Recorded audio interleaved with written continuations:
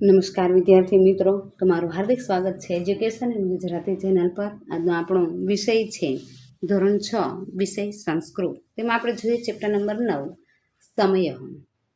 પ્રશ્ન પહેલો છે, નીચે આપેલા પ્રશ્નોના સાચા જવાબ માટે યોગ્ય વિકલ્પ પસંદ કરો. પહેલું છે 12 એટલે સંસ્કૃતમાં કેટલા વાગ્યા કહેવાય? જવાબ આવશે એ દ્વાદશ વાદનમ. બીજું, ચતુર્વાદનમ શબ્દનો અર્થ શું થાય? એમાં બી 4 વાગે. ત્રીજું, ષટવાદનમ શબ્દનો અર્થ શું થાય? એમાં ડી 6 વાગે. ચોથું, 2 એટલે સંસ્કૃતમાં કેટલા વાગ્યા કહેવાય? જવાબ આવશે ડી દ્વિવાદનમ. પાંચમું, 11 એટલે સંસ્કૃતમાં કેટલા વાગ્યા કહેવાય? જવાબ આવશે બી એકાદશ વાદનમ. છઠ્ઠું, દ્વાદશ વાદનમ એટલે કેટલા વાગ્યા કહેવાય? જવાબ આવશે બી 12. સાતમું, નવવાદનમ એટલે કેટલા વાગ્યા કહેવાય? જવાબ આવશે બી 9. આઠમું, અહમ રાત્રૌ ખાલી જગ્યા શયનમ કરોમિ. જવાબ આવશે એ એકાદશ વાદને. પ્રશ્ન બીજો છે ખાલી જગ્યા પૂરો. એમાં પહેલું છે સૂચિ શબ્દનો અર્થ કાંટા થાય છે. બીજું, સહમ નવવાદને પઠતી. નમૂનારૂપ ઉત્તર છે. ત્યારબાદ આપણે જોઈએ પ્રશ્ન નંબર 3, યોગ્ય રીતે જોડવું. એમાં વિભાગ એ અને બી આપેલા છે. જવાબ જોઈએ.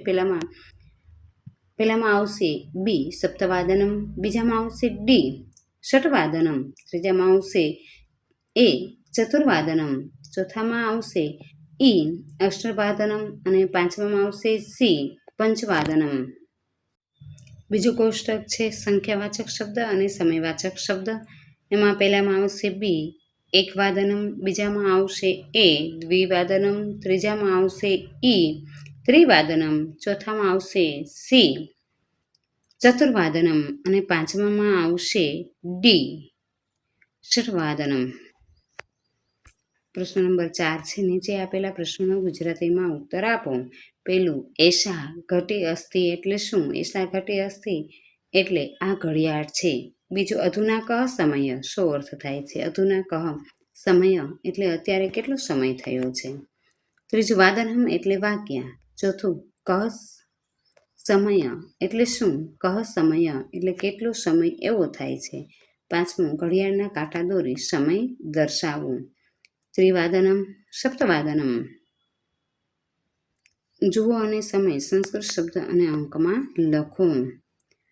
પંચવાદનમ, એકાદશ વાદનમ, ત્રિવાદનમ અને સપ્તવાદનમ. ચોથું, અષ્ટવાદનમ. પાંચમું, દશવાદનમ. છઠ્ઠું, દ્વાદશ વાદનમ અને સાતમું, નવવાદનમ.